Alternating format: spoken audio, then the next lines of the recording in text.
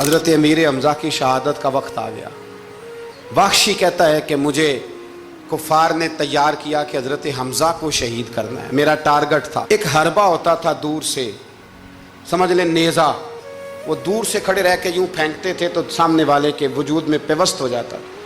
ویسے تو کسی میں جرت نہیں تھی حضرت امیر حمزہ کے سامنے آنے کی، تو وحشی کہتا ہے میں پہاڑ کے پیچھے چھپ کے انتظار کرنے لگا، حضرت امیر حمزہ رضی اللہ تعالیٰ عنہ کہیں مجھے نظر آئیں تو میں ان پر وار کروں۔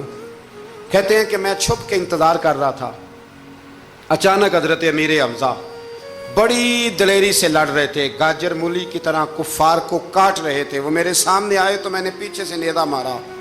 اللہ اکبر، کہتے ہیں اللہ رسول کے شیر کے وجود میں نیزہ پیوست ہو گیا، لیکن ایک دفعہ وہ گرنے کے بعد دوبارہ اٹھے، زخم گہرا تھا، توانائی نہ ہو سکی تو پھر گر گئے۔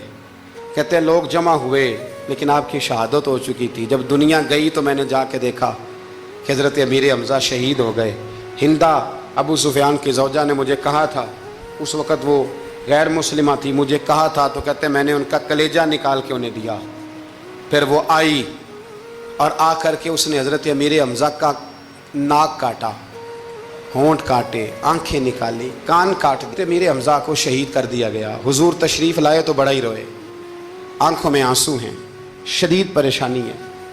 آپ کی ہمشیرہ حضرت امیر حمزہ کی ہمشیرہ حضور کی پھپھو حضرت صفیہ دور سے آئیں۔ جب انہیں پتہ چلا، نبی کریم نے حضرت زبیر ابن عوام سے فرمایا اپنی ماں کو روکو، یہ بھائی کا چہرہ دیکھے گی تو برداشت نہ کر پائے، انہیں منع کرو، انہیں روکو۔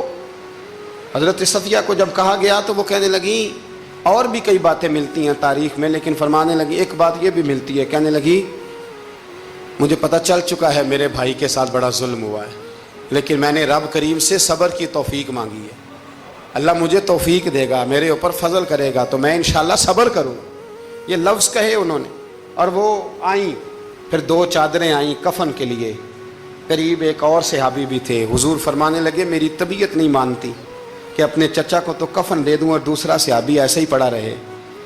میرے نبی کریم علیہ السلام کی ہمشیرہ کہنے لگی ٹھیک ہے آپ ایک چادر انہیں دے دیں۔ اب ایک چادر بڑی تھی ایک چھوٹی تھی، دکھ کی گھڑی دیکھے اور میرے نبی کا انداز عدل دیکھیں۔ فرمایا قرآن اندازی کی جائے گی، قرآن اندازی ہوئی تو فرمایا بڑی چادر اس صحابی کو ملے گی اور چھوٹی میں میرے چچا کو کفن دے دو۔ سر ڈھانپتے تھے تو پیر ننگے ہو جاتے تھے، پیر ڈھانپتے تھے تو سر ننگا ہو جاتا تھا۔ حضور نے فرمایا سر ڈھانپ دو اور پیروں پہ گھاس ڈال دو اور پھر میرے چچا کو دفن کر دو۔ نبی کریم صلی اللہ